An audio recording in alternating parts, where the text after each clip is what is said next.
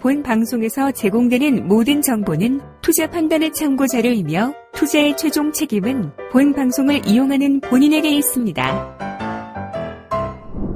네, 반갑습니다. 오늘은 1월 14일 금요일입니다. 자, 만기일 때 약간 부담스러운 모습으로 마무리가 돼서 오늘은 그래도 조금은 반등이 나와줬으면 하는 생각을 좀 했었는데, 미국 시장을 보니까 이거 녹록지 않겠다라는 생각을 또 해볼 수도 있을 것 같습니다. 약간 부담스러운 모습으로 미국 시장이 마무리가 좀 됐습니다. 다우지수가 마이너스 0.48% 하락을 좀 했고요. 그 다음에 나스닥은 마이너스 2.5%나 급락세를 보였습니다. S&P 500 같은 경우도 1.4%나 하락하면서 주가의 하락세를 더 크게 만들었다 보시면 되겠습니다. 자, 또 약간 극명하게 갈리는 부분이 생겼죠. 나스닥 쪽이 급락을 하고요. 다우지수도 내리긴 했습니다만 0.48이라면은 그래도 어느 정도 보합이다 이렇게 매기해 볼 수 있는 부분이거든요. 그러면 자, 지금 경제적인 상황에 대한 부분들은 그렇게 큰 부담은 없었는데, 나스닥 기술주들을 끌어내린 무언가가 있겠다, 이거 금리 인상 아니냐, 이런 식으로 얘기가 나올 수가 있는 부분일 겁니다. 실질적으로 장 초반에는 주가가 상승세를 좀 보였고요. 그 다음에 장 막판쯤 들어가면서, 오후 시점 들어가면서 주가가 쭉 떨어지는 모습이었거든요. 요것은 아무래도 이제 브레이너스의 이 청문회, 요것과 조금 어느 정도 연결되었다, 이렇게 보시면 될 것 같습니다. 그래서 물가지표가 발표된 장 초반, 그 다음에 청문회가 진행된 장 후반, 이렇게 나눠서 전반전과 후반전 흐름이 달랐다라고 생각하시면 될 것 같습니다. 하나씩 짚어보도록 하죠. 자, 일단은 개장과 동시에, 개장보다 앞서서 발표된 경제지표에는 이제 PPI 지표가 있었습니다. 도매 물가가 높은 수준을 유지했고, 그 다음에 생산자 물가지표, 이런 것들도 발표가 됐는데 뭐 나쁘진 않았어요. 그죠? 네. 그래서 뭐 크게 부담을 주지 않았고, 또 실업자 수도 역시 예상보다 증가세를 좀 보였다. 물론 이런 것들은 약간씩 부담은 될 수가 있습니다. 뭐 도매 물가가 높은 수준이었다, 역시 이것도 물가고요. 그 다음에 생산자 물가지표가 전월 대비 0.2% 상승했고 전년 대비 9.7% 올랐다, 이겁니다. 자, 전년 대비 9.7% 올랐다. 2010년도 11월 자료 집계를 시작한 이후 최고치를 경신했다라고 되어 있습니다. 12년 만에 최고치다라고 보시면 될 것 같은데, 자, 이것은 어제 발표된 CPI 지표와 같은 내용으로 보시면 되겠습니다. 전년 대비로 봤기 때문에 굉장히 높은 수준이지만, 실질적으로 월별로 보게 되면은 지난달보다 낮아진 상태죠. 지금 0.2%거든요. 그리고 전문가 예상치가 0.4%였습니다. 그리고 지난달에는 무려 1%가 나타났었기 때문에 지금 0.2%라면 제법 크게 낮아진 모습이죠. 그래서 요 정도 수준이면은 뭐 괜찮지 않느냐라는 어떤 여론이 전체적으로 좀 지배적이었던 것 같습니다. 그래서 장 초반에 상승 흐름을 보였던 그런 움직임들이 여기서 나타난 것이 아닌가 생각되죠. 자, 그 다음에 실업수당 청구 건수는 23,000명 정도 증가해서 23만 명으로 집계가 됐는데, 물론 20만 명을 웃도는 수준이지만 이 정도면 괜찮아 라고 시장이 받아들였을 것이다 생각이 듭니다. 자, 경제적인 상태를 본다라면 나쁘진 않죠. 경제지표 계속 좋아지는 상태이고, 또 물가에 대한 부분들도 어느 정도 정점을 찍어가는 그런 형태의 느낌으로 가져가고 있기도 하고, 자, 이 정도라면 우리가 충분히 예상했어. 또 실질적으로 예상치보다는 좀 낮게 나왔어. 뭐 걱정했던 것보다는 괜찮네 등등의 이야기들이 나왔겠죠. 그래서 장 초반에 상승 흐름으로 출발이 됐는데, 장 후반에 주가가 하락한 이유는 이렇게 경제지표 이런 쪽에서 나타난 모습이 아니라 전혀 다른 곳에 있었다라고 우리가 유추해 볼 수 있는 부분이 되겠죠. 장 후반에 무슨 일이 있었느냐, 브레이너드라는 이 연준 부의장 지명자가요 청문회에 나섰습니다. 그러면서 뭐라고 얘기했느냐, 팬데믹에서 경제를 돕기 위한 연준의 조치를 나는 지지합니다. 연준 정책이 인플레이션을 낮춰줄 것이라고 확신한다. 근데 이게 굉장히 좀 밥숟가락 얻는 듯한 느낌이죠. 인플레이션이 지금 정점을 찍고 좀 낮아질 것 같은데 정책을 사용하겠다. 물론 정책을 먼저 사용하기 때문에 인플레이션이 낮아지는 것이다 라고 볼 수도 있겠습니다만, 낮아지는 과정에서 정책적인 이슈를 같이 들고 가는 것이 아닌가라는 생각이 좀 들기도 합니다. 자, 이 브레이너드라는 사람은 대체적인 비둘기파였어요. 그런데 지금 금리 인상에 대한 그런 지지도를 좀 크게 밝히기 시작하면서 매파로 돌아섰다라는 그런 평가가 좀 내려지고 있습니다. 연준의 정책이 인플레이션을 2%까지 낮추고 회복을 지속하는 데 초점을 맞추고 있다. 중앙은행의 가장 중요한 임무 아니겠는가? 라는 얘기를 하면서 연준이 3월 테이퍼링을 종료하자마자 금리 인상을 바로 하게 될 가능성을 열어뒀다라고 되어 있습니다.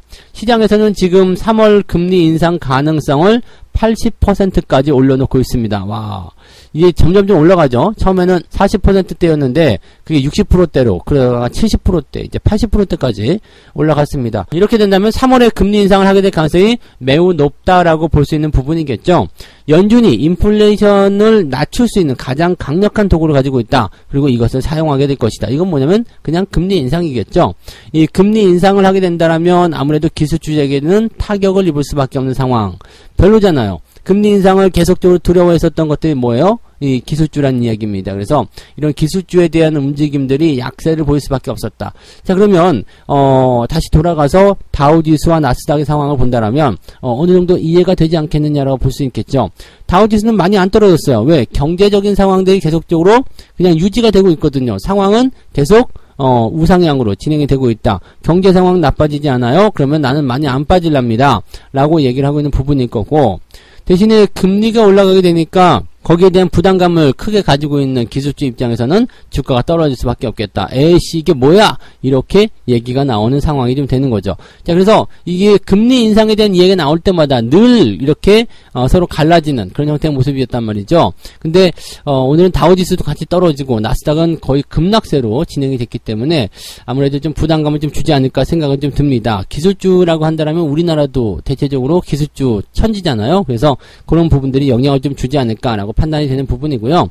미국이 이제 3월 달에 금리 인상을 한번 시행하게 된다면 한국은행에서도 당연히 금리 인상 바로 따라붙지 않을까라고 생각되는 부분입니다. 그래서 이런 것들이 전체적으로 시장에 약간 부담감을 줄 수밖에 없는 그런 상황이 만들어질 수밖에 없다. 이렇게 생각하시는 게 맞겠죠. 자, 그러면 금리 인상에 대한 가능성 때문에 미국 증시는 일단 떨어졌다라고 볼 수 있겠지만 얘네들은 지금 높게, 그죠? 최근에 많이 올라간 상태에서 주가가 떨어지는 모습이라고 판단할 수도 있는 거거든요. 그래서 너무 큰 부담을 가질 필요는 없을 것 같고요. 금리 인상 자체가 시장의 악재가 돼서는 안 됩니다. 네, 이것은 당연히 시장 경기가 좋아지기 때문이다라고 볼 수밖에 없기 때문에 이런 기술주에 대한 어떤 부담감들은 당연히 이해할 수밖에 없겠지만 전체적으로 이제 성장하고 있는 기업이라거나 아니면은 가치주들 이런 쪽에서는 긍정적으로 되겠죠. 그리고 금리 인상에 대한 가능성이 높아짐에 따라서 금융 섹터의 움직임들이 계속 좋아질 겁니다. 그래서 금융주 섹터들은 어떻게 해요? 금리 인상이 계속적으로 진행되는 과정 속 적어도 올해 한 1년 정도는 계속적으로 들고 가야 되는 업종이다라고 생각하시면 되겠죠. 그래서 금융주 섹터도 골고루 여러분들이 들고 있으시면 좋은 결과가 있으시긴 할 겁니다. 자, 오늘은 그래서 우리나라 증시를 조금 예상해 본다면 아침에 일단 조금 얻어맞고 시작하겠죠. 그래서 아마 아래쪽 지지라인 때까지 한번 또 테스트할 수 있는 모습이 나오지 않을까 생각합니다. 이게 목요일날, 수요일날 너무 올라가는 부분이 있어가지고 목요일하고 금요일하고 좀 두들겨 맞고 시작하는 것이다 생각하시면 되겠고요. 주말장이잖아요. 그래서 맞고 시작한다면 오후에 반등을 보일 가능성이 굉장히 높습니다. 그래서 오전에 만약에 떨구고 시작한다라면 지지점 나오는 거 확인하시고요. 오후에 반등 나가는 거 따라 붙으셔도 괜찮습니다. 그러니까 시장을 너무 걱정스럽게 보진 마시고요. 오늘까지 떨어지는 거 자연스러운 결과다라고 판단하시고 오전에 떨어지고 난다라면 아마도 아침부터 패고 시작한다면 주가 반등을 치게 될 가능성이 굉장히 높고요. 오전에 그냥 보합으로 시작한다 이렇게 되면은 약간 경계를 해야 됩니다. 그래서 오히려 오늘은 아침에 떨어져서 시작하는 것이 훨씬 더 유리하다는 것을 명심해 주시기 바랍니다. 네. 자, 두 번째 이야기로 넘어가도록 하겠습니다. 철강주와 정유주가 4분기 실적이 점프하였다. 전문가들은 투자 비중을 확대하라고 조언하고 있다. 이런 얘기인데 지난해 역대 최대 실적을 기록한 철강업계와 코로나19 사태에도 호실적은 거둔 정유사들의 추가적인 주가 상승 기대감이 형성되고 있다. 네, 포스코, 현대제철, SK이노베이션, S-오일이 이제 대표적인 종목이죠. 철강주와 정유 섹터는 경기가 호전됨에 따라서 가장 수혜를 입을 수 있는 종목들이긴 한데 실적이 아주 좋게 나옵니다. 이번 4분기 실적 살펴보니까 포스코가 지금 현재 잠정치긴 합니다만 증감률이 166%, 현대제철은 무려 1432% 증가한다고 합니다. 그 다음에 SK이노베이션은 적자에서 흑자로 전환이 되는 모습이고요. S-오일은 718% 증가합니다. 어마어마하죠. 철강주와 정유 섹터가 사실은 가장 늦게 움직이는 종목들 중에 하나이긴 한데 얘네들이 이제 실적에 대한 그런 포지션을 실질적으로 무기로 꺼내놓고 진행하고 있는 상황입니다. 어닝 시즌은 역시 실적 아니겠습니까? 그래서 실적 좋은 기업들이 주목받는 건 당연한 이야기고요. 자, 이 기업들의 실적 증가세는 경기 회복에 대한 기대감을 타고서 계속 진행될 것이다. 이런 전망이 나오고 있죠. 자, 철강업황 같은 경우는 작년 4분기부터 중국 부동산 경기 둔화 등에 따른 피크아웃 우려가 있었는데 그럼에도 불구하고 이제 최근에 중국 경기의 회복 기대감도 있고 또 철강, 비철 가격이 계속적으로 이제 상승할 수 있는 업사이클에 진입할 것이다. 이 사이클 이야기 되게 많이 나온다, 그죠? 네, 여기에 진입할 것이다. 그래서 이제 가격의 어떤 상승과 그다음에 실적의 증가 등등등이 연결될 것이다. 수요가 계속적으로 올라가고 있는 그런 부분들이 이제 나타나게 될 것이다. 철강 업황이 호황세로 진입을 할 것이다. 이렇게 예상이 되는 부분이겠죠. 자, 정유 섹터 같은 경우도 당연하죠. 이제 경기가 좋아짐에 따라서 소비가 증가함에 따라서 지속적으로 이제 수요가 늘어나게 되고 그렇게 되다 보면 이제 실적이 증가할 수밖에 없는 상황이 좀 된다. 이렇게 볼 수가 있겠죠. 지속적으로 올라갈 수 있는 부분들, 정유 섹터 그리고 철강 섹터, 그다음에 뭐 경기 민감주로 들어갈 수 있는 거 뭐 자동차 섹터도 포함되겠고요. 이 모든 부분들이 전체적으로 주가가 상승할 수 있는 배경들 갖춰놓고 있다 보시면 되겠습니다. 경기는 지금보단 더 좋아질 거예요. 근데 문제는 이제 코로나 상황이 언제 끝나느냐, 그 다음에 그런 것들을 시장이 얼마만큼 빠르게 반영을 해주느냐, 그런 것들에 대한 부분이겠죠. 실제적으로 뭐 위드 코로나 관련한 뭐 여행주라든지 소비주 이런 것들도 서서히 이제 다시 반등을 준비를 하고 있습니다. 이것을 반등을 준비하고 있는 내용들도 지금 당장 치고 올라간다라고 생각하기보다는 시간을 두고 천천히 올라가지 않겠느냐, 이렇게 판단해 보시는 부분입니다. 결과적으로 되기는 될 건데 이것이 언제쯤부터 본격화되느냐, 그 부분이 이제 중요한 내용이 되겠죠. 그래서 미리 투자해서 들어가시면 상당히 지루할 수 있기 때문에 비중에 대한 부분들은 살짝 낮춰서 진입하시기 바라고요. 가볍게 대응을 하시다가 주가가 본격적으로 상승세를 타기 시작할 때, 그럴 때 진입하시기 바랍니다. 아직까지는 시총 상위권에 있는 종목군들의 조정 국면들이 아직 마무리되지 않았거든요. 그래서 걔네들이 끌려 내려오면서 이렇게 밑에서부터 치고 올라가는 종목들이 만들어져야 되거든요. 그러니까 아직까지는 시간이 더 필요한 부분들이 있다라고 보시면 되겠죠. 네, 그래서 그 내용 잘 참고하시기 바라고요.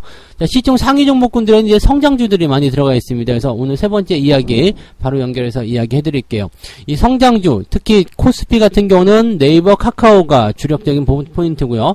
코스닥 같은 경우는 게임주부터 시작해서 네, 뭐 배터리 소재 이런 종목들이겠죠. 그래서 많이 올라간 이 시가총액 상위 종목군들의 움직임들이 굉장히 부담스러운 내용을 가지고 있습니다. 지금 개인 투자자들이 이런 종목들을 굉장히 많이 사들였는데 최근에 주가가 많이 올라가는 듯한 느낌을 주면서 그쪽으로도 많이 들어간 것 같아요. 작년 연말부터 많이 들어가서 지금 고생을 굉장히 많이 하고 계시는데 개인들이 매집을 많이 한 이 순매수 상위 종목들 상황을 보니까 크래프톤을 엄청나게 사들였더라고요. 이 게임주 쪽에서 아무래도 이제 뭐 배틀그라운드였던가요? 그 게임이 굉장히 좀 뭐 인기가 있다, 뭐 성장성이 크다, 뭐 그래서 매수를 많이 하신 것 같은데 신규 종목들 같은 경우는 좀 조심하셔야죠. 신규 종목은 크래프톤, 카카오뱅크 이런 것들 많이들 사셨던데 지금 그런 종목들이 손실이 굉장히 큽니다. 크래프톤 마이너스 24.67%, 마이너스 17.2%는 카카오뱅크. 그 다음에 카카오가 마이너스 14%, 네이버가 마이너스 8.6%, 8.06% 이렇게 되어 있습니다. 이거 뭐 오랜 기간 동안에 만들어진 게 아니라요. 언제? 네, 1월 3일부터 1월 12일까지입니다. 그러니까 이 얼마나 엄청난 주가 하락이 일어났다는 이야기 되겠습니까? 그래서 실질적으로 이제 얘네들을 전부 다 이제 성장주 쪽으로 많이들 얘기하고 있어요. 그래서 성장하고 있는 이런 성장주들, 아무래도 이제 성장주라고 얘기하다 보니까 미국의 금리 인상이라든지 긴축 정책 이런 것들에 대한 부담감들로 많이들 얘기하고 있는 것 같은데 지금 어쨌건 개인들과 그다음에 외국인 기관에 대한 포인트는 서로 갈라지고 있다. 개인들은 성장주를 많이 사고 있지만 외국인과 기관은 가치주를 사고 있다라는 얘기를 하고 있는 모습이죠.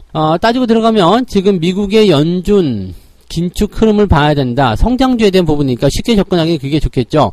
그러니까 미국이 이제 금리 인상하게 된다면 성장주들 이런 쪽에서는 당연히 부담이 생길 수밖에 없다라는 얘기가 되는 거고 미래지향적인 이런 실적 성장에 대한 부분들을 가지고 주가를 끌어올리고 있었던 부분이라서 비용 증가라든지 또는 이제 성장성에 대한 둔화 이런 것들이 이제 주가를 더 이상 못 오르게 만드는 그런 모습이다라고 판단할 수 있는 부분이 되는 거고요. 자, 리스크를 줄이기 위해서는 할인율 부담을 이길 수 있는 업종을 선별해야 된다. 그것이 뭐냐면 경기 민감주에 대한 유리한 환경이다. 대형 경기 민감주에게 아주 유리한 환경이 갖춰지고 있다. 이거 제가 여러분에게 말씀을 누차 드렸던 내용인데 이 증권사에서 이야기하고 있네요. 지금 청문회에 대한 어떤 부분들 때문에 청문회에서 계속 이야기하는 발언들이 나오고 있잖아요. 양적에 대한 어떤 긴축, 그냥 양적 축소죠. 여기에 대한 시기를 다시 이제 후반기로 언급하고, 뭐, 위험 회피 심리는 완화되었지만, 이제 금리 상승에 대한 부분이 빨라지기 시작하면서, 계속적으로 이제 경기 민감주라든지, 가치주에 대한 수급이, 더 많이 유입이 되고 있다라고 얘기가 되고 있는 상황입니다. 그러니까, 정리하자면 이렇습니다. 지금은 이제 성장주라고 불리는 것들, 그 다음에 이제 가치주라고 불리는 것들 이렇게 나눠가지고 구분하되 우리가 가치주라고 보는 부분들은 이렇게 그 경기 민감주와 그 다음에 뭐라고 할까 실적 저평가된 기업들 실적주 같은 경우겠죠. 그래서 그런 기업들이 이제 매수 유입을 통해서 주가 상승이 일어날 수 있다. 그 다음에 성장주 같은 경우들은 주가 떨어진다 이렇게 되어 있는데 사실 이 성장주와 가치주의 그런 경계가 우리나라 좀 모호하죠. 삼성전자는 성장주입니까? 가치주입니까? 그렇지만은 지금 외국인들이 매수를 많이 하고 있기 때문에 삼성전자는 가치주예요. 지금 왜냐면 이 신문기사나 이런 쪽에서는 삼성전자를 가치주로 평가를 하고 있는 듯한 느낌이거든요. 그러면 삼성전자는 성장주일까요? 가치주일까요? 이게 성장주에도 들어간단 말이에요. 미국 뭐 그런 상황들이랑은 다르겠습니다만 우리나라에서는 삼성전자가 성장주죠. 뭐 미래 가치를 반영해서 올라가는 그런 기업이라고 볼 수 있죠. 근데 또 가치도 있기 때문에 가치주다라고 볼 수도 있겠습니다. 근데 우리나라 같은 경우는 이제 성장주, 가치주 나눌 수 있는 부분이 아니고요. 우리는 증시의 역사가 짧기 때문에 계속 성장해야 되는 거죠. 뭐 아이들 보고서 너는 뭐 이미 다 컸네 어쨌네 이런 것들 쉽게 판단할 수 없잖아요. 애들은 자고 나면 쑥쑥 크지 않습니까? 그래서 그런 거랑 똑같은 거죠. 지금 아직 갈 길은 멀다 이거예요. 그래서 우리나라에서는 이제 이 성장주 쪽으로 볼 수 있는 것들은 글쎄요, 뭐 이렇게 기업 가치가 이렇게 완전 크다, 글쎄요, 이게 크다 작다 판단하기 좀 애매한데요. 그냥 성장주 가치도 볼 거 없이 그냥 올라가는 기업들은 대체로 성장 가치주 이렇게 보시면 되겠고요. 바이오 같은 경우들이 성장주 쪽으로 보셔야 되겠네요. 그죠? 바이오처럼 이제 어떤 기업 가치 측면보다도 미래 가치만을 가지고서 진행하는 뭐 그런 쪽으로 구분을 좀 지어야 될 것 같습니다. 우리나라는 미국하고 똑같이 생각하시면 안 되겠고요. 미국은 대체적으로 기술주가 성장주로 들어가 있는 상태이긴 합니다만 우리나라는 그런 쪽으로 판단하시기 좀 어려우실 것 같아요. 그래서 성장 가치주 이렇게 봐야 되기 때문에 그냥 다 뭉뚱그려서 생각하시는 게 맞을 것 같고요. 종목을 어떤 걸 피해야 되느냐? 많이 올라간 것만 무조건 피하세요. 많이 올라갔다 생각될 때. 많이 올라갔다는 것은요. 저점을 확인해 보세요. 최근에 가장 그 깊게 파여 들어간 그런 저점이 어디인가? 그 저점 대비 적어도 뭐 몇백 프로, 뭐 100% 또는 뭐 한 300~400%씩 또는 1000%씩 이렇게 올라온 기업이라면 여러분들 거 아닙니다. 절대 매수하지 마세요. 그런 종목들은 결과적으로 여러분들한테 큰 실수를 큰 손해를 가져오게 됩니다. 그래서 그런 종목들 대응하지 않으시면 일단 되는 거예요. 그 다음에 매수 같은 부분들은 지금 저점과 거의 비슷하게 옆으로 기어다니고 있다. 아우 내가 보기에도 답답해. 내가 보기에도 짜증나. 이런 기업들이 여러분들한테는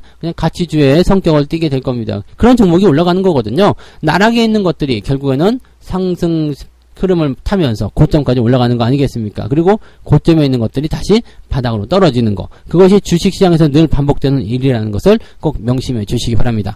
자, 어쨌든 우리나라는 성장주, 가치주 구분 짓지 마시고요. 다 뭉뚱그려서 보시되 많이 올라간 주식은 피하시고 내려가 있는 주식만 대응하시면 좋을 것 같다. 이렇게 말씀드리면 좋겠습니다. 네. 자, 오늘 여러분들 화이팅 잘 이겨내시기 바라고요. 저는 장중시황 때 다시 오도록 하겠습니다. 네. 조금 이따 뵙도록 하죠. 고맙습니다.